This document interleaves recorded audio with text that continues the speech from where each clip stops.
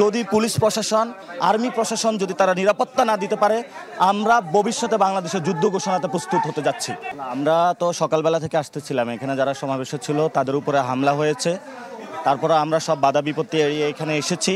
আমরা সমাবেশে বক্তব্য রেখেছি। বক্তব্য শেষ পর্যায়ে আমরা যখন রওনা দিলাম তখন গ্রাম থেকে সব আওয়ামী লীগের, যুবলীগ এবং সারা বাংলাদেশের যারা আওয়ামী লীগ, যুবলীগ আছে তারা এখানে আশ্রয় নিয়েছে।